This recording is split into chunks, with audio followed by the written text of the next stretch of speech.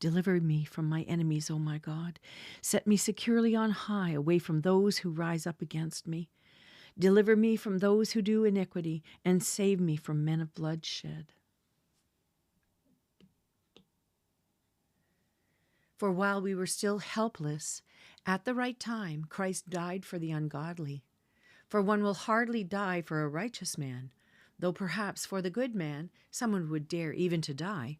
But God demonstrates his own love toward us, in that while we were yet sinners, Christ died for us. Romans 5, verses 6 to 8.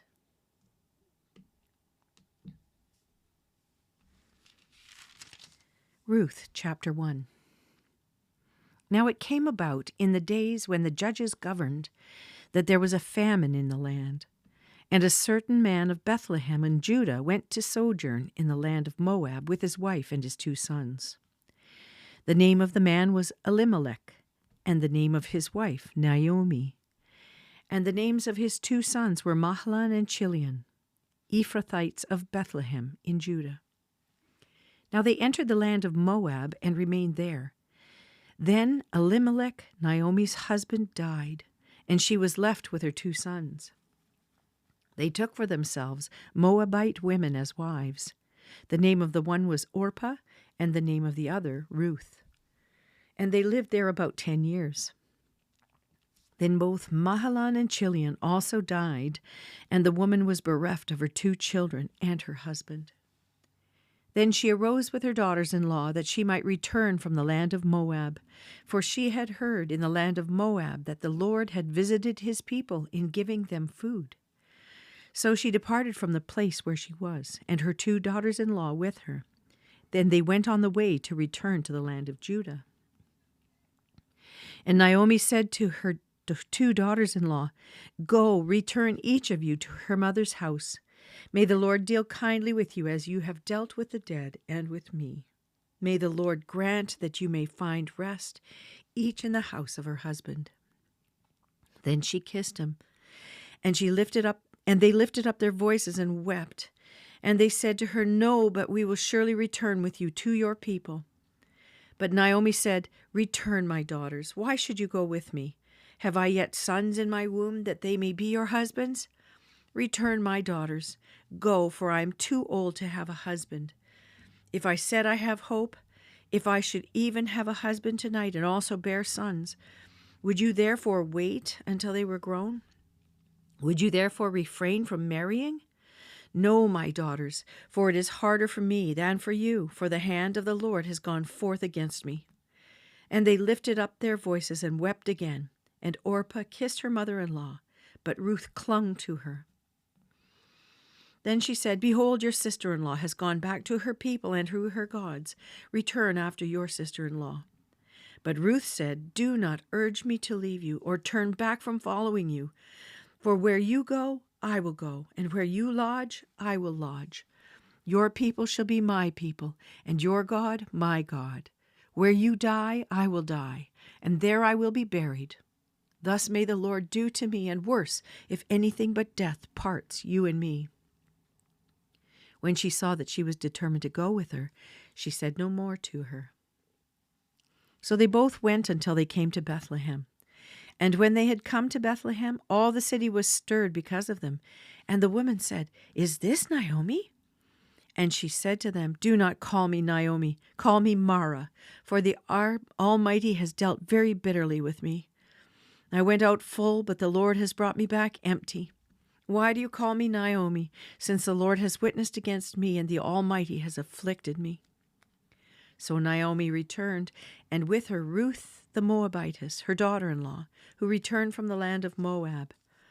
And they came to Bethlehem at the beginning of barley harvest. Ruth chapter 2. Now Naomi had a kinsman of her husband, a man of great wealth, of the family of Elimelech, whose name was Boaz. And Ruth the Moabitess said to Naomi, "Please let me go to the field and glean among the ears of grain after one in whose sight I might find favor." And she said to her, "Go, my daughter." So she departed and went and gleaned in the field after the reapers. And she happened to come to the portion of the field belonging to Boaz, who was of the family of Elimelech. Now behold, Boaz came from Bethlehem and said to the reapers, May the Lord be with you. And they said to him, May the Lord bless you.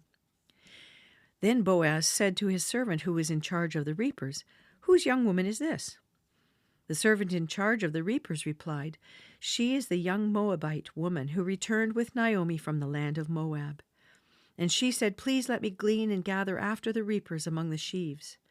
Thus she came and has remained from the morning until now. She has been sitting in the house for a little while. Then Boaz said to Ruth, Listen carefully, my daughter. Do not go to glean in another field. Furthermore, do not go on from this one, but stay here with my maids. Let your eyes be on the field when they reap, and go after them. Indeed, I have commanded the servants not to touch you. When you are thirsty, go to the water jars and drink from what the servants draw. Then she fell on her face, bowing to the ground, and said to him, Why have I found favor in your sight that you should take notice of me, since I am a foreigner?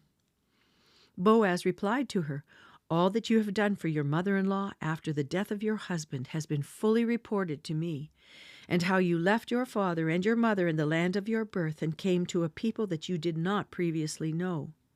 May the Lord reward your work, and your wages be full from the Lord, the God of Israel, under whose wings you have come to seek refuge. Then she said, I have found favor in your sight, my lord, for you have comforted me, and indeed have spoken kindly to your maidservant, though I am not like one of your maidservants. At mealtime Boaz said to her, Come here, that you may eat of the bread and dip your piece of bread in the vinegar. So she sat beside the reapers, and he served her roasted grain, and she ate and was satisfied and had some left. When she rose to glean, Boaz commanded his servants, saying, Let her glean even among the sheaves, and do not insult her. And you shall purposely pull out for her some grain from the bundles, and leave it that she may glean, and do not rebuke her. So she gleaned in the field until evening. Then she beat out what she had gleaned, and it was about an ephah of barley. She took it up and went into the city, and her mother-in-law saw what she had gleaned. She also took it out and gave Naomi what she had left, after she was satisfied. Her mother-in-law then said to her, Where did you glean today, and where did you work? May he who took notice of you be blessed. So she told her mother-in-law, with whom she had worked, and said, The name of the man with whom I work today is Boaz. Naomi said to her daughter-in-law, May he be blessed of the Lord, who has not withdrawn his kindness to the living and to the dead. Again Naomi said to her, The man is our relative. He is one of our closest relatives. Then Ruth the Moabitess said, Furthermore he said to me, You should stay close to my servants until they have finished all my harvest. Naomi said to Ruth, her daughter-in-law, It is good, my daughter, that you go out with his maids, so that others do not fall upon you in another field. So she stayed close by the maids of Boaz in order to glean until the end of the barley harvest and the wheat harvest, and she lived with her mother-in-law.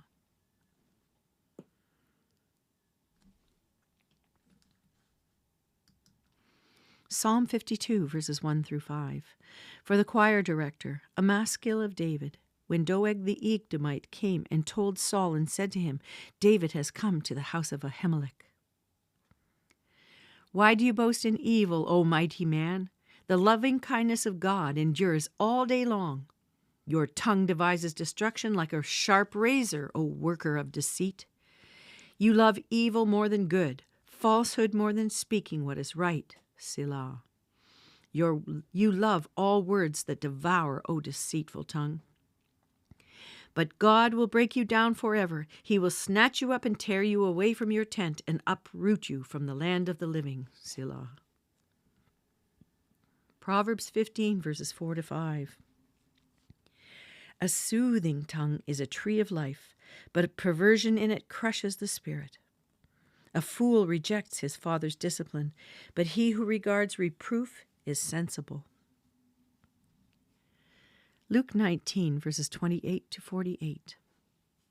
After he had said these things, he was going on ahead, going up to Jerusalem. When he approached Bethphage and Bethany near the mount that is called Olivet, he sent two of the disciples, saying, Go into the village ahead of you. There, as you enter, you will find a colt tied on which no one has yet ever sat. Untie it and bring it here. If anyone asks you, why are you untying it? You shall say, the Lord has need of it. So those who were sent away and found it just as he had told them. And as they were untying the colt, its owners said to them, why are you untying the colt? They said, the Lord has need of it. They brought it to Jesus, and they threw their coats on the colt and put Jesus on it. As he was going, they were spreading their coats on the road.